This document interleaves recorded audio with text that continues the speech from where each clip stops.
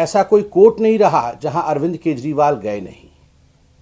Rouse Avenue court से Delhi high court और Delhi high court से सुप्रीम कोर्ट तक रिलीफ के लिए अरविंद केजरीवाल और उनकी टीम गई और उन्हें रिलीफ नहीं मिला।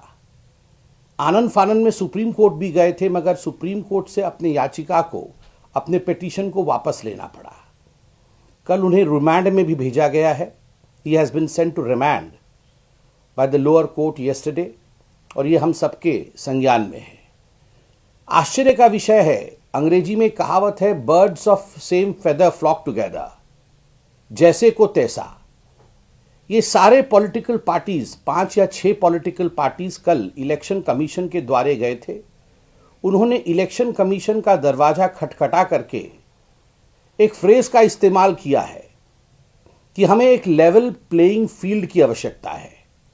2024 में लोकसभा में पार्लियामेंट के चुनाव हैं, लोकसभा के चुनाव है, और 2024 के इस चुनाव में हमारे साथ अन्याय हो रहा है।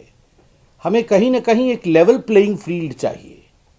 और ये जो आईटी के रेड हो रहे हैं, ये जो ईडी के रेड हुए अरविंद केजरीवाल और उनके मित्रों के यहाँ, ये 14 महीने से मनीष सिसोदिया जी हों, चाहे संजय सिंह हों, चाहे सत्येंद्र जैन हों, ये जो जेल में हैं, और कुछ लोगों के यहाँ जो ईडी के रेड हो रहे हैं, this is disrupting the level playing ground of these political parties.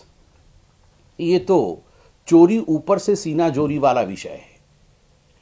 As far as level playing ground is concerned, जहां तक समान व्यवस्था की बात है, जहां तक लेवल प्लेइंग फील्ड का विषय है, एक बात हम सबको याद रखना है कि लेवल प्लेइंग फील्ड डेवलपमेंट में होता है। आप भी उतने ही मकान दीजिए जितना मोदी जी, प्रधानमंत्री मोदी जी दे रहे हैं प्रधानमंत्री आवास योजना के अंतर्गत। आप भी उतने शौचालय दीजिए लोगों को जो स्वच्छ भारत के अंतर्गत मोदी जी इज्जत घर के नाम से महिलाओं को दे रहे हैं। आप भी मुफ्त राशन दीजिए अपने राज्यों में। आप भी हर घर नल के माध्यम से लोगों के जीवन में जल पहुंचाने का काम कीजिए, सुविधा और सहूलियत पहुंचाने का काम कीजिए, तो आप उसे लेवल प्लेइंग ग्राउंड मानेंगे। आप भ्रष्टाचारी होंगे, आप भ्रष्टाचार करेंगे, you will be corrupt, and then you will say that we should be given immunity in the name of level playing ground. This is not democracy. आप भ्रष्टाचार करेंगे और आप कहेंगे भ्रष्टाचार से हमें सुरक्षा मिलनी चाहिए, एजेंसीज हमारी जांच नहीं करनी चाहिए, क्योंकि हम एक पॉलिटिकल पार्टी है और हम चुनाव में जा रहे हैं।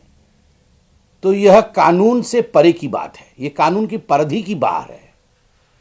मुझे आश्चर्य होता है, ये जो विरोधाभास है इन पॉलिटिकल पार्टीज के बीच में, आपस में जो विरोधाभास है वह भी पब्लिक डोमेन में है। आप याद करिए, कांग्रेस पार्टी के तमाम प्रवक्ताओं ने, बड़े बड़े नेताओं ने प्रेस कॉन्फ्रेंस करके पानी पी पी कर कोसा था अरविंद केजरीवाल जी के एक्साइज पॉलिसी को। हर एक प्रवक्ता ने, हर एक नेता ने अरविंद केजरीवाल जी को आकंठ भ्रष्टाचार में डूबा हुआ बताया था और यह कहा था कि इस एक्साइज पॉलिसी में हजारों करोड़ रुपए ब्राइब के रूप में या रिश्वत के रूप में, किकबैक के रूप में अरविंद केजरीवाल और उनकी टीम ने लिया है। और आज आप देखिए, ये जो गठबंधन गठबंधन है, इंडी गठबंधन है, ये किस प्रकार करवट बदल रही है।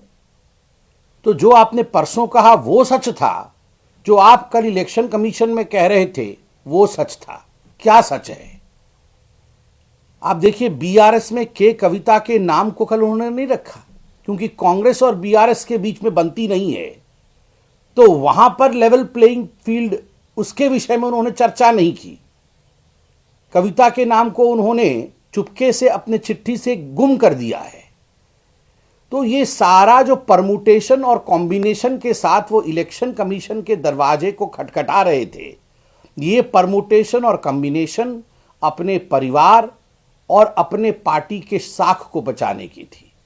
ये जो परिवारवादी पार्टियां हैं, किस प्रकार से हमारी परिवारवादी पार्टी आगे बढ़ती रहे और किस प्रकार से जमानत जब्त पार्टियों की जमानत किसी भी कीमत पर बची रहे, इस कारण से इन्होंने इलेक्शन कमीशन के दरवाजे को खटखटाया था।